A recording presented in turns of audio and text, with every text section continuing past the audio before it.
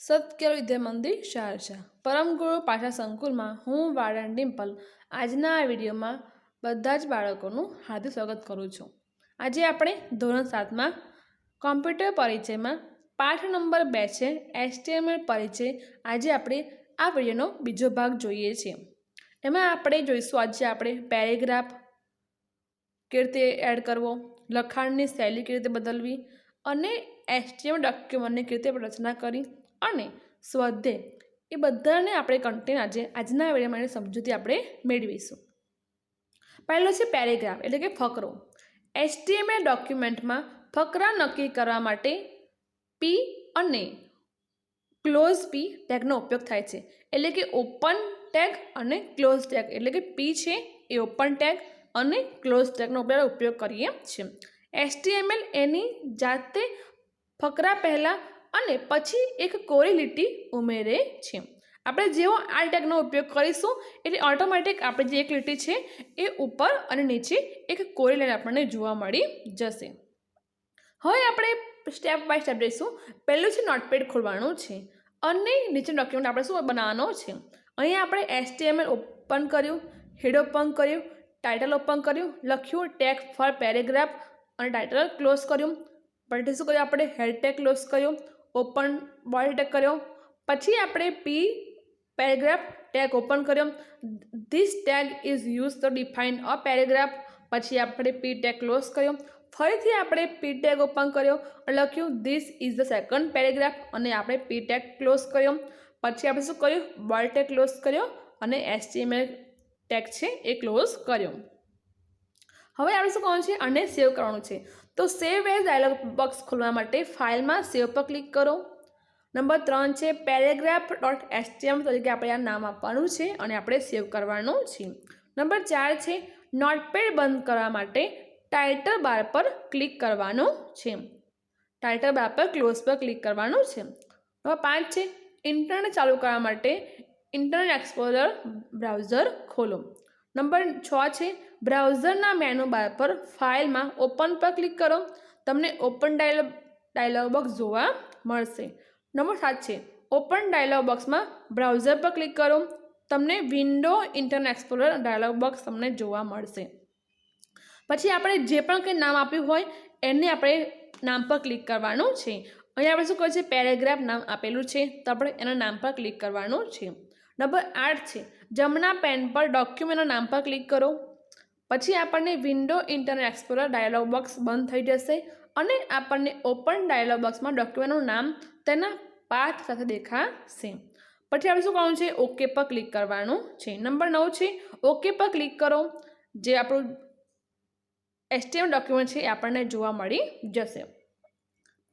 આ શું છે આપણો એક્ટિવ ટેબ છે, આ છે ટાઇટલ બાર છે, આ એનો એડ્રેસ બાર છે અને આ શું છે આપણું કન્ટેન્ટ છે। ટાઇટલ અને ટાઇટલ ક્લોઝ વચ્ચે ટેક્સ્ટમાં આપણે શું કહે છે ટેગ ઓફ પેરેગ્રાફ એ આપણને ટાઇટલ બાર પર જોવા મળે છે। એક્ટિવ ટેબ પર ડોક્યુમેન્ટનું શીર્ષક એ આપણને અહીં એનું શીર્ષક જોવા મળે છે।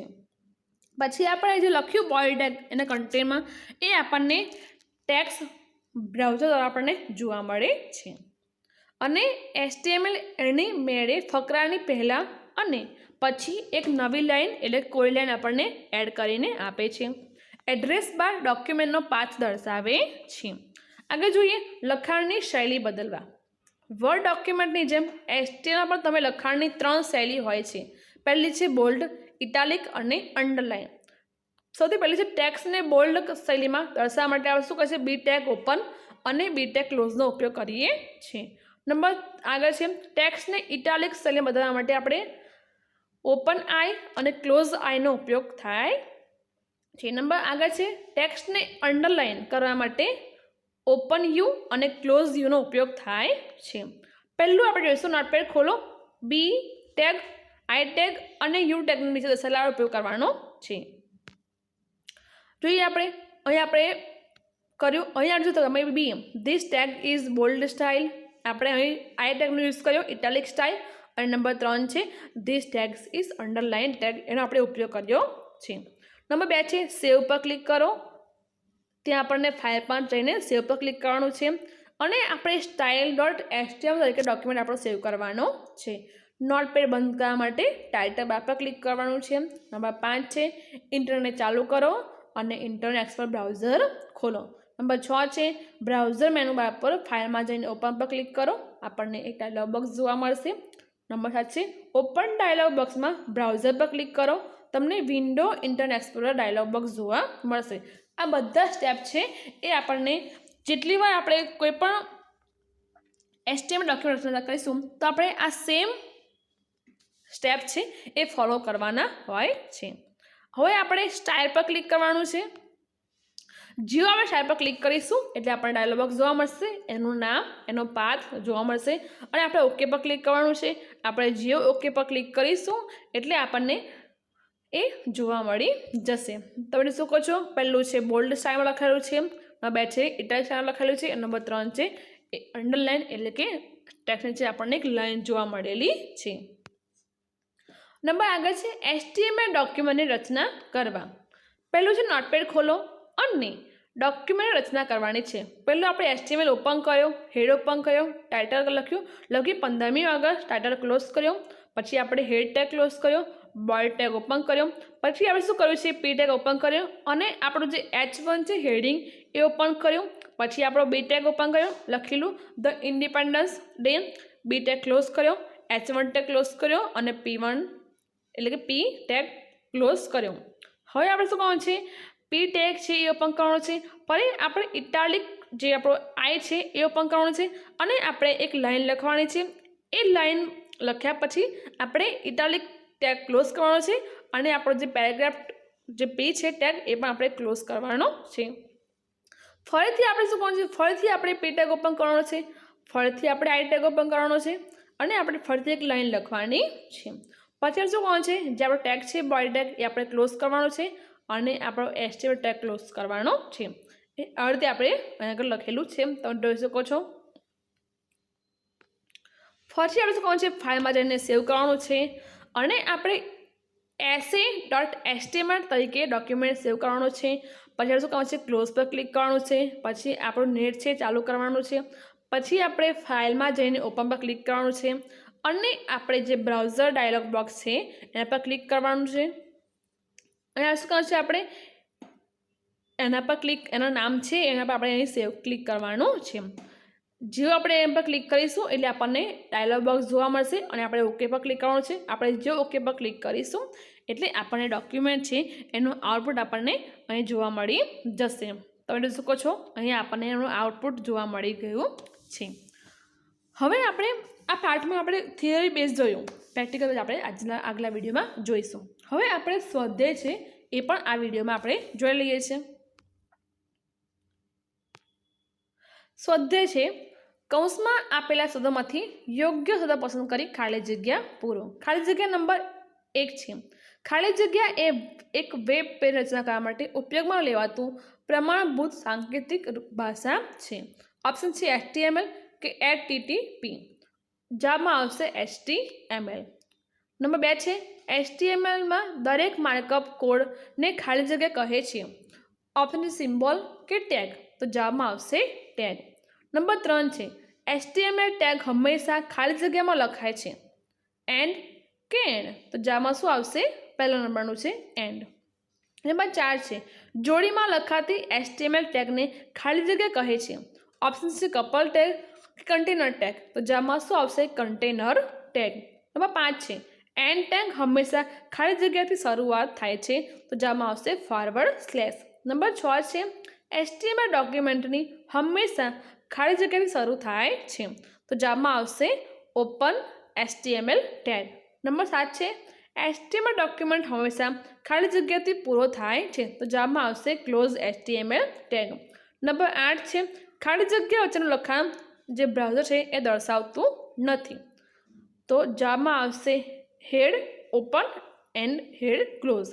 નંબર 9 છે ખાલી જગ્યા વચ્ચેનું લખાણ બ્રાઉઝરના ટાઇટલ બાર પર દર્શાવાય છે. ઓપ્શન છે હેડ એન્ડ ક્લોઝડ હેડ, જવાબમાં આવશે ટાઇટલ એન્ડ ક્લોઝ ટાઇટલ. ફરીથી આપણે 1 થી 9 ખાલી જગ્યા જોઈ લઈએ. ખાલી જગ્યા નંબર 1નો જવાબ છે HTML. નંબર 2 છે ટેગ, નંબર 3 જવાબ છે એન્ડ. નંબર 4 છે કન્ટેનર ટેગ. 5 નંબર છે ફોરવર્ડ સ્લેશ. નંબર 9 છે open HTML tag. Number 7 close HTML tag. Number 8 head open and close head tag.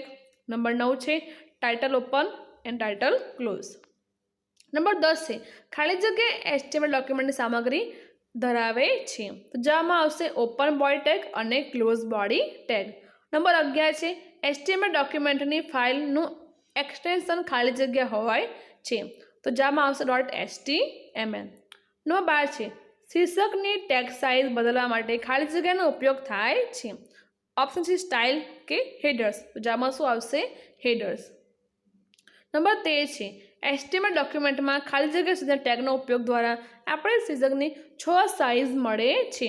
Option છે H1 થી H6 કે 1 થી 6. જેમાં શું આવશે H1 થી H6.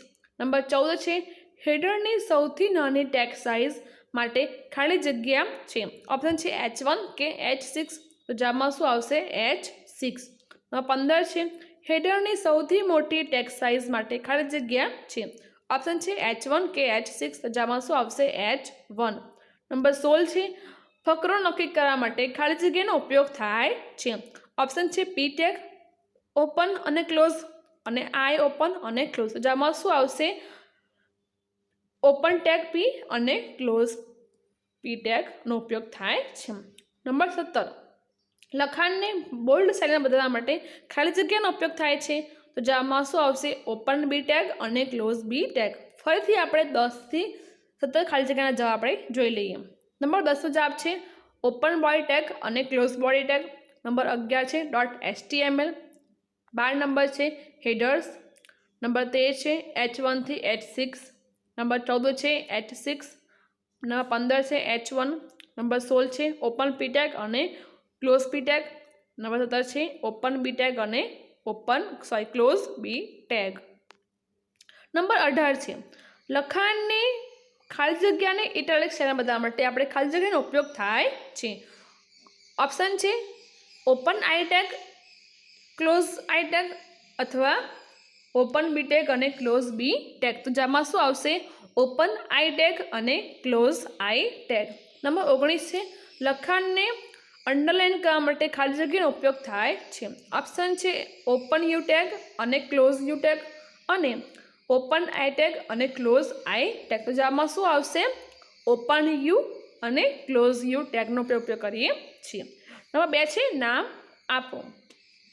પહેલું છે જોડીમાં લખાતી ટેગ. તો એ લખેલું છે હેડ અને ક્લોઝ હેડ.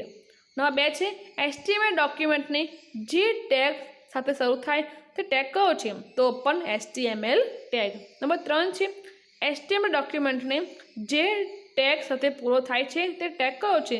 તો ક્લોઝ HTML ટેગ. ફરીથી આપણે એનો જવાબ રિપીટ કરી લઈએ.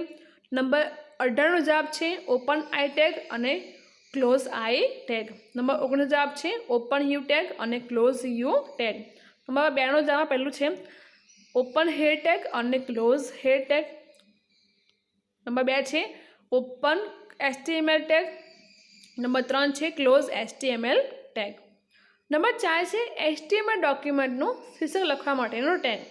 તો જવાબમાં આવશે title and close title. 5 number છે HTML ડોક્યુમેન્ટની સામગ્રી ધરાવતી ટેગ. તો જવાબમાં આવશે ઓપન બોડી ટેગ અને ક્લોઝ બોડી ટેગ.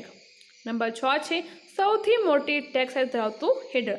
જવાબમાં આવશે H1 થી ક્લોઝ H1. નંબર 7 છે સૌથી નાની ટેગ સાઇઝ ધરાવવા માટેનો હેડર. તો H6 ઓપન અને ક્લોઝ H6. નંબર 8 છે ફકરો નક્કી કરવા માટેનો ટેગ. તો ઓપન P ટેગ અને ક્લોઝ P ટેગ. ફરીથી આપણે 4 થી 8ના જવાબ જોઈ લઈએ.